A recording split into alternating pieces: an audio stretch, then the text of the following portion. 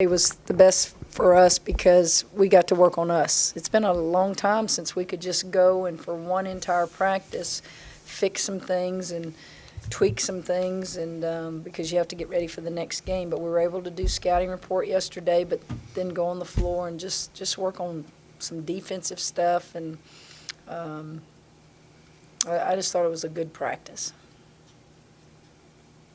What have you seen on film from TCU? A team that plays with a lot of energy, a team that plays physical. They're not big like 6'4", 6'5", but they're all 6 foot, 6'1". They're very active on the defensive end. You'll see them play in a man, and then you'll see them play a zone, 2-3 zone, I formation. A much improved team as far as the standings. I think today, and I'd have to look at it, they're like 4th in the league, and they've beaten some really good teams in our league. What's been the difference? How have they gotten?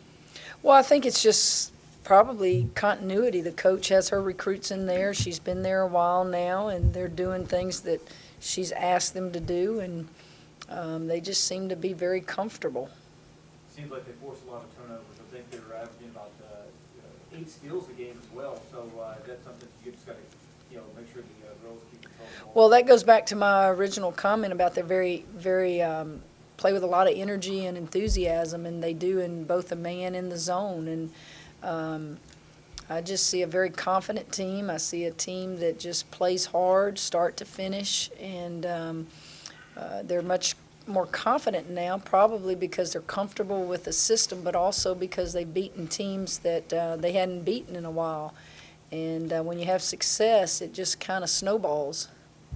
Was Monday night good for you guys to be in a game like that when you've been winning so many games in a row? Well, we've had several of those. When you get to February, you're probably going to have a month full of games like that because everybody is playing for something.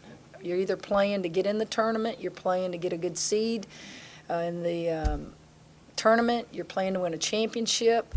Everybody has something to play for. And, I don't know if a close game is any better than a blowout game, but just win. And we've won some close ones this year. Kim, you said you worked on yourself. What kind of things did you see? Well, you go and you look at film of what we need to do better. The high-low, why are we not getting that? How are people defending us all of a sudden? The charges, are those charges or are those flops, or is there something we can do to stay away from that? Things like on the defensive end, ball you basket as a post player, that when we get beat off the dribble, where are you? And then where is our help the helper? Things like that you tend to get away from because you don't stop and focus. You're just playing game after game after game. Obviously, some of it was foul trouble. What did you see with Kalani in that game? I mean, she didn't get a lot of attempts. Well, Kalani is going to draw a lot of attention defensively. Sometimes she draws it where people try to take charges and flop or whatever you want to call it. Then sometimes she will get the attention where she sees 2 and 3 players when she touches the ball.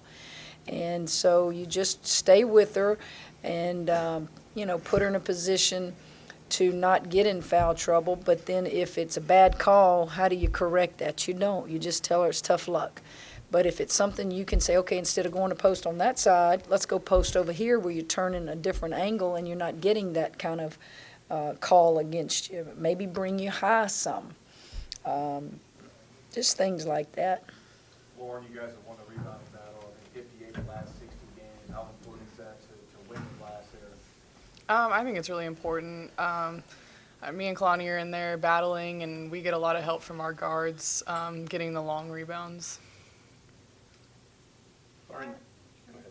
Lauren, it says you played with Amber in the U18 team. What do you remember from that and playing with her? She's a shooter with a quick release, deep range, and we're really going to have to guard her because she'll come in there and she's like a spark for them. Like Kim said, Kalani's going to draw a lot of attention. How much does that, I guess, maybe help you, or knowing that she's going to get that much attention, whether it's getting the open shot up top or even on the backside, that kind of thing? I think like in the last game, she got a lot of attention down low, and I was able to hit the high post area shots. So it definitely helps me. And when she is doubled, I can cut down the lane, and she'll get an assist. Dee Dee, Kim mentioned after the last game that she thought you were the difference in the game, coming off the bench, what you did. Where do you see your role? What do you feel like you have to do when you go in? I kind of see my role as wherever she needs me, put me. You know what I'm saying? So like sometimes it might be Kalani that like last game Kalani that was in foul trouble, so I'm gonna go in for Kalani, or DC might be in foul trouble, so I'm kind of like a post guard area. So my role is kind of just to go and play defense, get rebounds and stuff like that. Did you do a little bit of that in high school, or was it all outside, or what did you do in high school? High school I was all over the place. You know, they couldn't get the ball up. I was point guard, 2 guard, 3 guard, 4. It was everything. I was kind of everything. You seem to enjoy wreaking havoc out there. Yeah, you're supposed to. You get a better, I guess, perspective, you're coming off the bench and kind of seeing the game and seeing the flow, and whenever you get in there, kind of, instead of, I guess, starting immediately, but do you kind of see it from a different perspective? Yeah, I realized that this year, being the first time I haven't kind of started on the team. So it's kind of easier coming off the bench because you kind of see who's hot, who you got to help on, who, like, where to go, what the defense is doing, where you can cut later in the offense. So it's kind of cool coming off the bench and applying what you see on the court. Kim, you've had some, I guess, fun-loving players in the past. Do you see a little bit of that in Dee Dee? Dee Dee's way up here. The dancing Okay, and stuff. Dee Dee is she's on top of everybody. Okay, and those others probably were a little bit fearful of when and how to do and say things.